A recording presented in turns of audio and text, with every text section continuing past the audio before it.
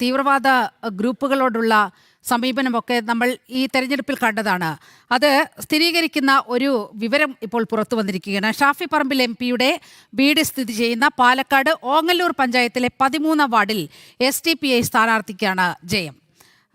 ശ്രീ യുവരാജ് ഗോകുൽ, ഇത് അങ്ങനെ ഒരു നിഷ്കളങ്കമായ ഒരു വിജയമായി നമുക്ക് കാണാൻ കഴിയുമോ? ഷാഫി പറമ്പിൽ കോൺഗ്രസ് പ്രവർത്തകനാണ്, കോൺഗ്രസ് നേതാവാണ്. പക്ഷേ അദ്ദേഹത്തെ പിന്തുണയ്ക്കുന്ന ശക്തികൾ ആരൊക്കെയാണ് എന്നുള്ളത് നമ്മൾ കുറേ കാലങ്ങളായി ചർച്ച ചെയ്യുകയാണ്. പ്രത്യേകിച്ച് പാലക്കാട് ഉപതെരഞ്ഞെടുപ്പ് മുതൽ നമ്മൾ കണ്ടുകൊണ്ടിരിക്കുന്ന കാഴ്ചയാണ് അത്. അപ്പോൾ ഒരു പരസ്പര സഹായ സഹകരണ സംഘം പോലെ ഈ തീവ്രവാദ ശക്തികളുമായി ചില ധാരണകൾ UDF എടുത്തിട്ടുണ്ട്, ആ ഒരു സമീപനം എടുത്തിട്ടുണ്ടെന്നല്ലേ കാണാൻ കഴിയുന്നത്? തീർച്ചയായിട്ടും. കാരണം അത് വലിയ വലിയ സഹായങ്ങൾ ഇവർക്ക് വലിയ വലിയ തെരഞ്ഞെടുപ്പുകളിൽ കൊടുക്കുന്ന സമയത്ത് ചെറിയ ചെറിയ സഹായങ്ങൾ ചെറിയ തെരഞ്ഞെടുപ്പുകളിൽ കൊടുക്കണമല്ലോ. അപ്പോൾ അതുപോലെയുള്ളൂ. ഇപ്പോൾ SDPയെ സംബന്ധിച്ചിടത്തോളം അവർക്കൊരു നിയമസഭാ തെരഞ്ഞെടുപ്പ് ജയിക്കാനോ പാർലമെൻറ്റ് തെരഞ്ഞെടുപ്പ് ജയിക്കാനോ ഒന്നും പറ്റില്ല. അപ്പോൾ നിയമസഭയിലും പാർലമെൻറ്റിലേക്കൊക്കെ ആരെയാണ് സഹായിക്കേണ്ടതെന്നുള്ള കാര്യത്തിൽ SDPIക്ക് അറിയാം. കാരണം അത് ഒരു അദൃശ്യ കക്ഷിയായിട്ടാണ് UDFനകത്തും LDFനകത്തും ഒക്കെ ഇവർ നിലനിൽക്കുന്നത്. അപ്പോൾ തീർച്ചയായിട്ടും ഈ അദൃശ്യ കക്ഷികളെ സംബന്ധിച്ചിടത്തോളം അവർക്ക് നീക്കുപോക്ക് ഉണ്ടാക്കാൻ കഴിയുന്നത് ഈ പറയുന്ന ലോക്കൽ ബോഡി പോലുള്ള തിരഞ്ഞെടുപ്പുകളിലാണ്. അപ്പോൾ ഷാഫി പറമ്പിലിൻ്റെ വാർഡിൽ തീർച്ചയായിട്ടും ഷാഫിക്ക് തിരിച്ച് സഹായിക്കേണ്ടതായിട്ടുള്ള സാഹചര്യം വരും. കാരണം എന്താണെന്ന് വെച്ച് കഴിഞ്ഞാൽ 4 മാസങ്ങൾക്കപ്പുറം അടുത്തൊരു വലിയ തിരഞ്ഞെടുപ്പ് വരാൻ പോവുകയാണല്ലോ, നിയമസഭാ തെരഞ്ഞെടുപ്പ്. ആ നിയമസഭാ തെരഞ്ഞെടുപ്പിനകത്ത് ജയിക്കണമെന്നുണ്ടെങ്കിൽ ഈ പറയുന്ന പലരുടെയും സഹായം വേണ്ടി വരും. അപ്പോൾ ഈ ചെറിയ സഹായങ്ങൾ ഇവിടെ കൊടുത്താൽ മാത്രമേ അവിടെ ഒരു വലിയ സഹായം വാങ്ങിക്കാൻ വേണ്ടിയിട്ട് സാധിക്കുള്ളൂ. അപ്പോൾ അതിൻ്റെ ഭാഗമായിട്ടുള്ളൊരു നീക്കുപോക്കാണ് എന്നുള്ള രീതിയിൽ കണ്ടാൽ. ഇപ്പോൾ ഷാഫിയുടെ വാർഡിൽ മാത്രമായിരിക്കില്ല, നമ്മളിപ്പോൾ എടുത്ത് നോക്കിക്കഴിഞ്ഞ് കഴിഞ്ഞാൽ ഒരുപാട് നേതാക്കന്മാരുടെ വാർഡിനകത്ത് ഇതൊക്കെ തന്നെ ആയിരിക്കും സംഭവിച്ചിട്ടുണ്ടാവുക. നമ്മളിപ്പോൾ എല്ലാം ഇഴകീറി പരിശോധിക്കുന്നൊന്നും ഉണ്ടാവില്ല എന്നുള്ളത് മാത്രമേ ഉള്ളൂ. ഇത് ഒറ്റപ്പെട്ട ഒരു സംഭവം മാത്രമല്ല.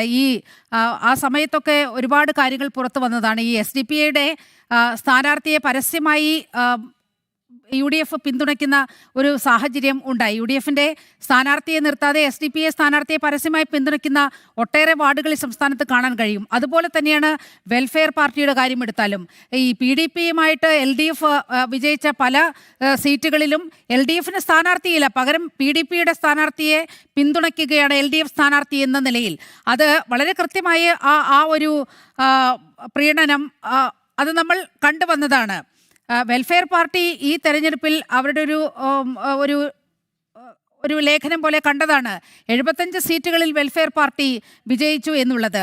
22,000 സീറ്റ് ഇവിടെ നിൽക്കുമ്പോൾ 75 സീറ്റ് എന്ന് പറയുന്നത് ഒരുപക്ഷെ ഈ സംഖ്യാകണക്കെടുത്ത് നോക്കുമ്പോൾ ചെറിയതാണെന്നൊക്കെ കരുതാം. പക്ഷേ ഇത്ര സീറ്റുകളിൽ അവർ കടന്നു വരുന്നത് ആരുടെ പിന്തുണയിലാണ്?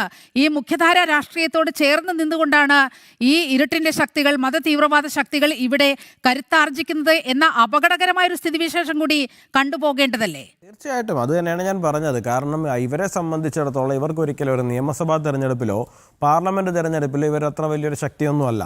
അപ്പോൾ അവർക്ക് ജയിക്കുവാൻ കഴിയുകയും അവർ ജനാധിപത്യ പ്രക്രിയയിൽ തങ്ങളും ഭാഗമാണെന്നും തങ്ങളും ജനാധിപത്യപരമായി തിരഞ്ഞെടുക്കപ്പെടുന്ന ഒരു രാഷ്ട്രീയ പ്രസ്ഥാനമാണെന്നും അവർക്ക് തെളിയിക്കാൻ സാധിക്കുന്നത് എവിടെയാണ്? അത് ലോക്കൽ ബോഡി തിരഞ്ഞെടുപ്പുകളിൽ മാത്രമാണ്. അപ്പോൾ ആ ലോക്കൽ ബോഡി തിരഞ്ഞെടുപ്പുകൾക്കകത്ത് UDFും LDFും മാറി മാറി പല മേഖലകളിലും അവരുടെ സ്ഥാനാർത്ഥിയെ പിൻവലിച്ച് അല്ലെങ്കിൽ വളരെ ദുർബലനായ ഒരു സ്ഥാനാർത്ഥിയെ ഇട്ടിട്ട്, അല്ലാന്നുണ്ടെങ്കിൽ പലപ്പോഴും തിരഞ്ഞെടുപ്പിൻ്റെ തലേ ദിവസം വീട് കയറി ഞങ്ങളുടെ സ്ഥാനാർത്ഥിക്ക് വോട്ട് ചെയ്യേണ്ട, SDPIക്കാരന് വോട്ട് ചെയ്താൽ മതി എന്ന് സഖാക്കളും ഈ പറയുന്ന പോലെ കോൺഗ്രസ് നേതാക്കളും തന്നെ വീടാന്തരം കയറി പറയുന്ന തലത്തിലുള്ള സാഹചര്യങ്ങൾ ഇതൊക്കെ നമ്മൾ കേരളത്തിൽ അങ്ങോളം ഇങ്ങോളം തന്നെ കാണുന്ന കാഴ്ചകളാണ്. കാരണം എന്തുകൊണ്ടാണ്? ഇവർക്ക് പലപ്പോഴും ഇപ്പോൾ ഒരു നിയമസഭാ തിരഞ്ഞെടുപ്പ് വരുന്ന സമയത്ത് ഇപ്പോൾ നേമത്ത് SDPIക്ക് സ്ഥാനാർത്ഥി ഉണ്ടാകില്ല. പകരം അവരെന്താ ചെയ്യാൻ പോകുന്നത്? അവരുടെ പരിപൂർണ്ണമായ പിന്തുണ ആരാണോ BJPക്ക് എതിരായിട്ട് മത്സരിക്കുന്നത് അവർക്ക് കൊടുക്കുക എന്നുള്ളതാണ്. അതുപോലെ തന്നെ തിരുവനന്തപുരം പാർലമെൻറ്റിലേക്ക് വരുന്ന സമയത്തും അവർക്ക് സ്ഥാനാർത്ഥി ഉണ്ടാവില്ല.